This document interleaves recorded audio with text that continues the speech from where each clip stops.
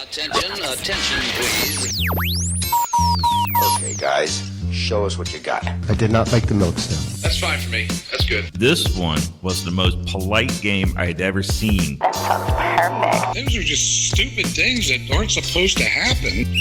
Oh, she abused that guy. I like the attitude. Protect the house. Your teams, your season is on now. Oh, they throw a flag. It's Sports Talk. It was time to stop this before something bad happened to him.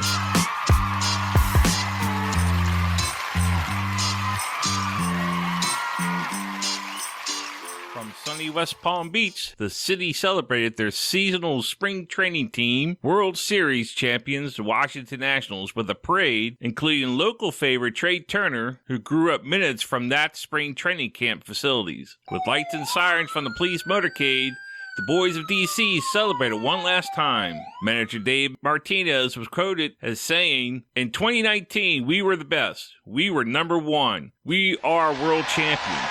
And I want to thank all of you for sticking behind us. I appreciate you guys very much. Tomorrow is the first preseason game, Saturday, February 22nd, against the Houston Astros. With all that's going around about Houston Astros, a.k.a. Asterix, cheating scandal, this could be the most watched game of the spring training season. Washington Nationals in 2019 posted the third best ERA in the majors, ranked second in batting averages and runs scored, and unbelievable clubhouse chemistry with hits like Baby Shark, Now We Dance, Rose-Colored Glasses, The Drag Racing Brothers, and Long Walks on the Beach. This team came back from 19-31 in May to a championship parade in November. For those who danced in the bullpen at 1201 Half Street, voted best outdoor venue in Washington by the City Paper, those fans will always have something so special for when the beverages went flying. Search Instagram for the bullpen video to see what I'm talking about. I don't know about you guys, but I just look at tomorrow's game as probably the most anticipated first game of spring training baseball that we've ever experienced around here. We begin our defense tomorrow, but we're playing against our roommates, the Astros. I wouldn't want to be a Houston Astro this year. It's not going to be fun being them. They're going to have to answer too many questions, and unfortunately, they're not going to be able to focus on too much baseball. But getting back over to the Nationals, they're coming in, and it's going to be a fun season. It could get a little hectic. It could be a little frustrating. There's still some pieces that are out of place, but I think our starting rotation is what we keep talking about, and that's what's going to keep us in there. Strauss, Scherzer, Corbin, those three guys right there. I mean, out of the rotation, if you play 600 ball, you're playing in October, and that's what we got to hope that they continue to do that. But we have to hit the ball. We really have to hit the ball, and we're a veteran team, and we're young in the right spots, and we have experience in the right spots. I'm not scared. Oh, well. I'm not scared. I'm not scared either. I don't. Scaredy cat. I think I'm not scared. I'm not scared. I think they're gonna have to. I hope their bullpen is better, because I think they're gonna have to rely on that a little bit more this year than they did last year. Last year they can overcome all that with hitting. And like I said, there was a lot of hitting with Rendon gone, so I think the bullpen is going to have to step up, and I think maybe Rizzo made some good moves with that. We'll see. I don't think tomorrow's game is, the Astros aren't going to play their regulars. They've already said that. It's the first spring training game, so they can always go, well, that's not a big deal. And, I don't think it's a big deal. I know everybody's going to watch it and wonder what's going to happen, but I don't think it's going to be crazy as everybody seems to think it is. I'm going to watch it. I'm going to watch it just so I can hear Bob and FP. Well, that's true too. Yeah, I need my FP fixed. I tell you one thing that I think is funny as all get out is right on the internet and the interwebs, all these meme videos of the Astros getting ready for spring training, and you see people getting hit by baseballs.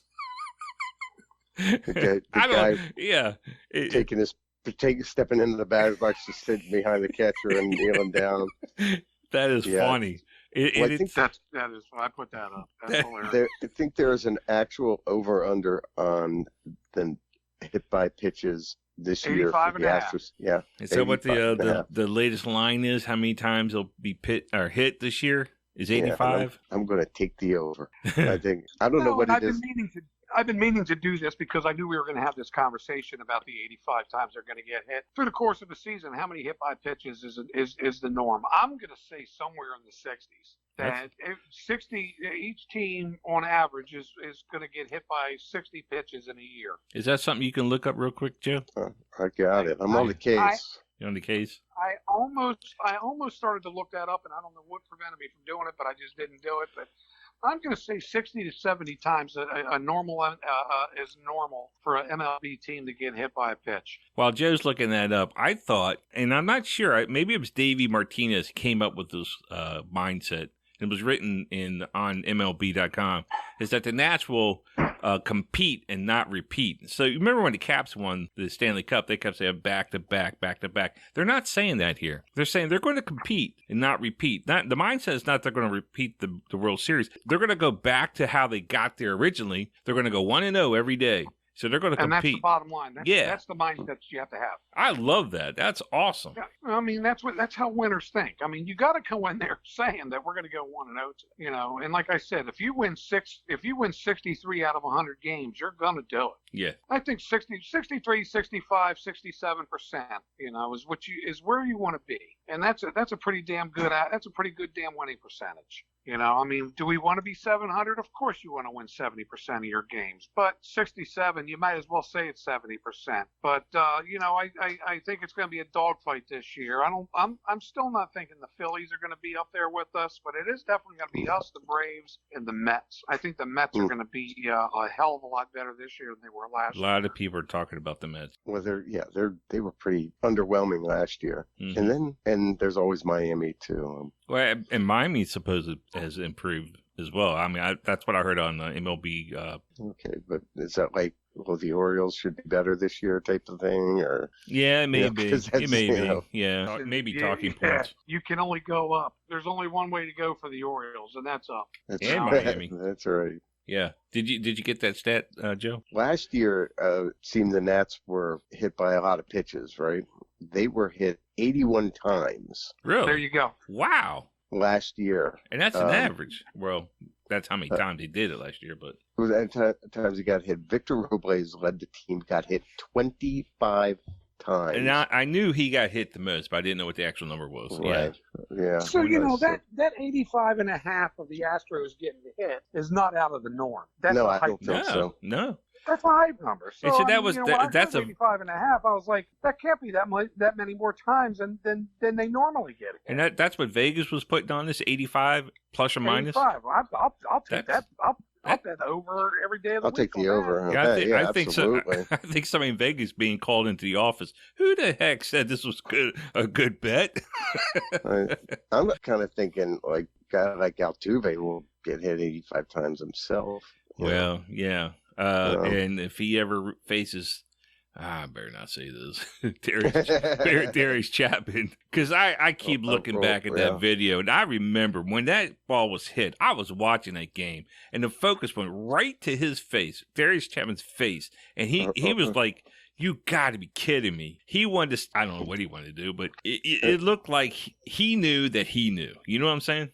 Right. Absolutely, he knew. I thought about this today, and it's the same thing. I just kept thinking of that scene in Bull Durham where he teed off on that like he knew what I was going to throw. Well, when you're Aroldis Chapman and you throw 100-mile-an-hour fastballs, yeah, I think they know what you're going to throw. But he mixes it up. He's actually pretty good with the changeup, and he does have a decent not a curveball, but it's like a cutter. Because you really don't know what he's going to be throwing.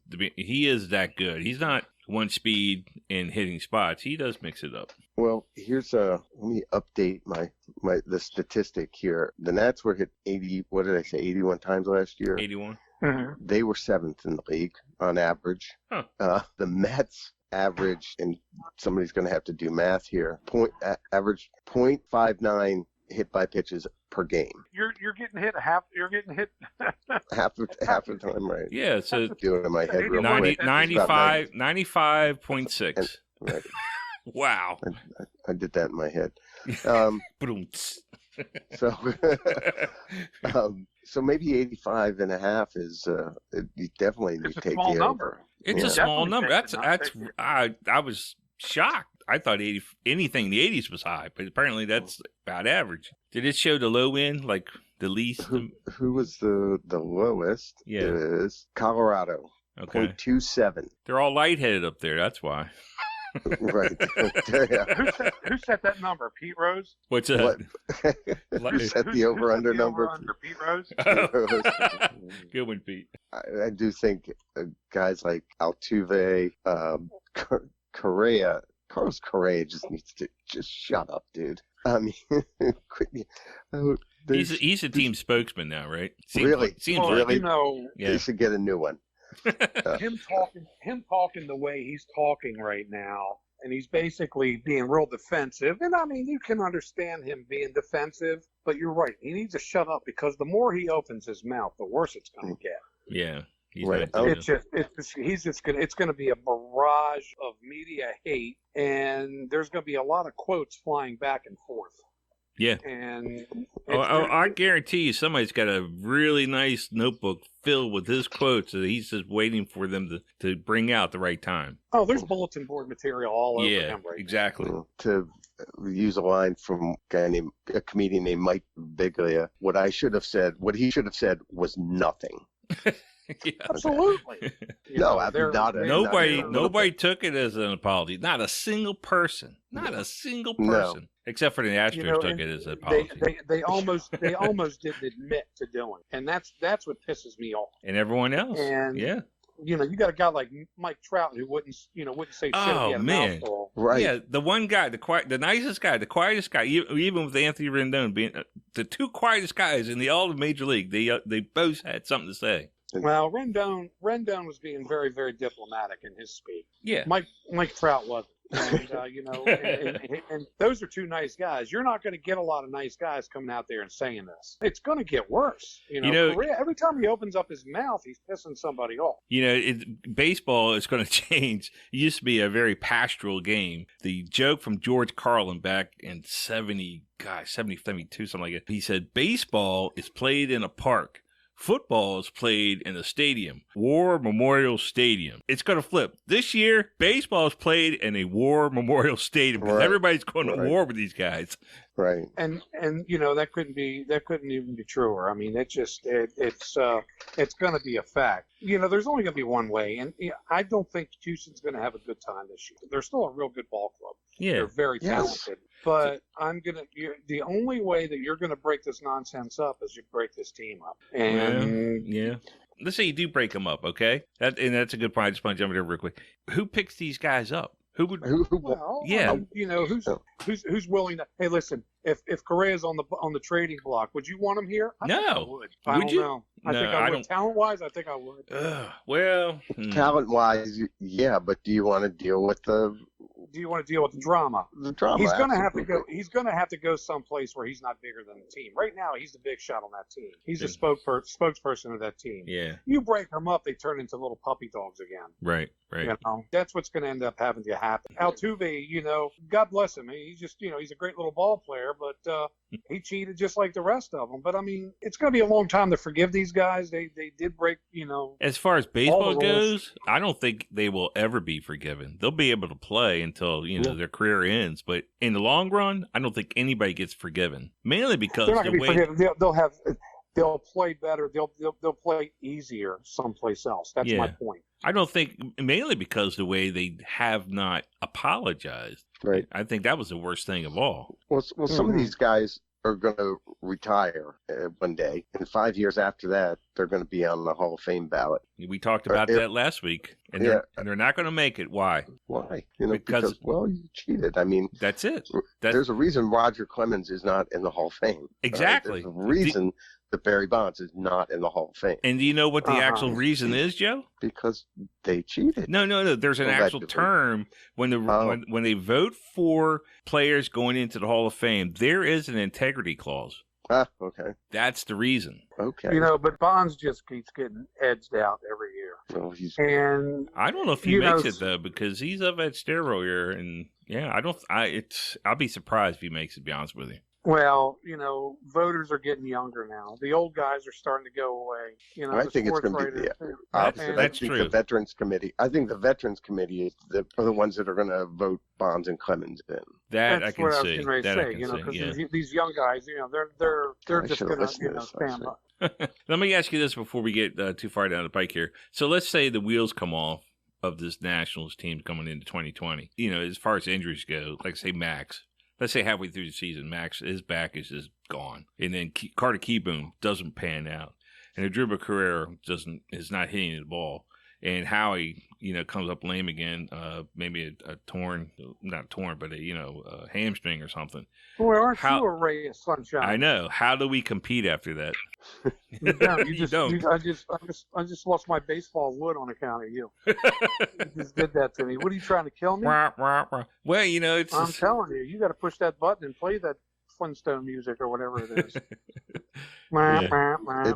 is. It's going to be it's over, and let's see what happens in 2021. Like in the Water Boy. Just like any sport, injuries, bumps, bruises are all going to happen. Yeah. You just got to stay away from the catastrophic stuff. Right. You've got a guy like Ryan Zimmerman was interviewed last week, and he gave a couple of really lengthy interviews, which I thought were great.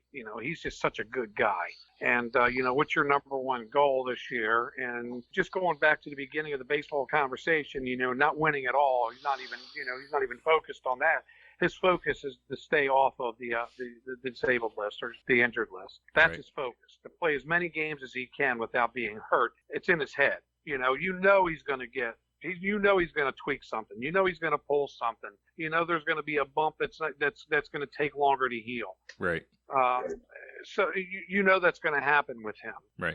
You got to look around. You got to look around this roster. How many other guys are as injury prone as Ryan Zimmerman? There really is, unless Robles and Soto decided they want to start, smashing in the outfield walls. They're pretty headsy ball. They're not overrunning anything. They're not hurting themselves. They're pretty damn good shape. Not that Zimmerman's not, but Zimmerman's got some age on him. Mm-hmm. So if we're worried about injuries, I think the only injuries that we really have to worry about is our rotation, our pitchers. That's where I'm going to worry. Yeah. As far as position players are concerned, you're going to get your normal run-of-the-mill injuries. But when it comes to your starting pitchers and even your bullpen pitchers, you're going to get some burnout. You're going to get some fatigue. You're going to get a pulled muscle here. Right. Some tightness in the forearm. You're going to get that, And like last year, we went through the trades and beefed this team up to get to the World Series. We may end up doing the same thing before the trade deadline. Mm-hmm. There may somebody comes available that Mike Rizzo has the forethought to go after. He may have a list. Well, he should have a list in his head already of names to go after if the wheels are starting to show that they're coming off. Right. Do you know how many scenarios? Not only Rizzo, but every general manager in every sport, how many scenarios they have written down and in their computer, in their database right now. And once something look like it's going to go down that road, then they start getting their wheels turning and moving towards, this is how we're going to have to go.